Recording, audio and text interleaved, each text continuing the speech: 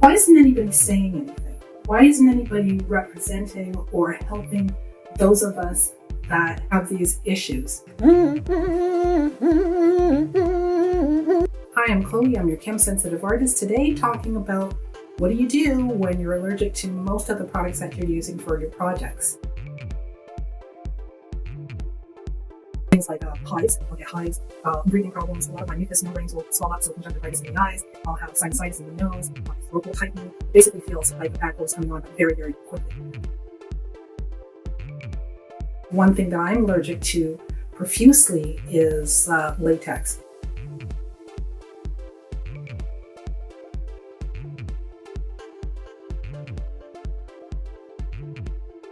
So anything like wet latex paint, balloons, any latex gloves, and I have to be careful with certain rubbers in case there's a latex mix.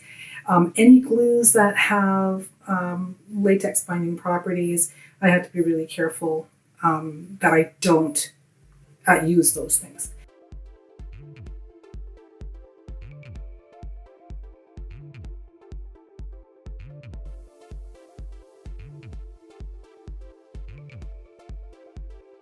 There are certain things that I'm not even aware of that will set my allergies off. And unfortunately for me, because when I started getting involved with polymer clays, I thought that Sculpey was the product for me, and found out very quickly that I was allergic to Sculpey. Now, the one thing that I did discover though was the regular pink Sculpey that you use for sculptures.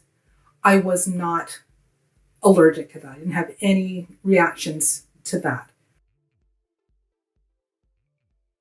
product. But when I started getting into, I'd say the colored Sculpey, Sculpey Primo, Sculpey Souffle, I haven't even tried the wet Sculpey, I'm afraid. So I had to go to different products outside of the Polyform products. The only other thing that I could look into, which was my favorite, was Kato clay. Funny enough, smell didn't bother me. My eyes didn't water, which is something that happened when I was using Sculpey. Surprise, surprise. No reactions at all to the hard, firm Kato. Now, having said that, just recently I thought, I'll buy some, liquid Kato. Liquid Kato, fine in small amounts.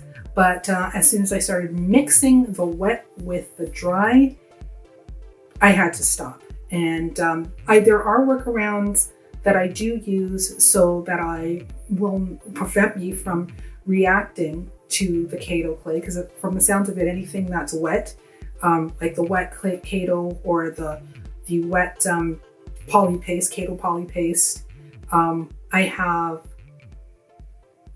well, a little bit. I found a little bit of,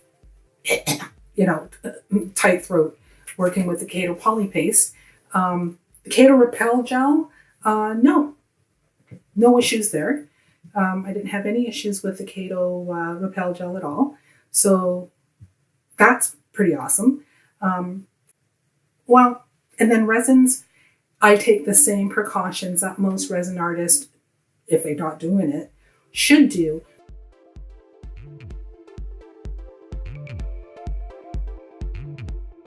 But also have to wear a long sleeve cotton, shirt or smock or something, and make sure that my entire skin up to the gloves are covered, or else I'll start breaking out. Funny enough, it doesn't affect my face at all, but my arms, probably because I'm working, closely with it. One thing that I want to mention is I find it very, very suspicious that looking at all the polyclayers and all the resiners on YouTube, that they don't seem to have any sort of allergies.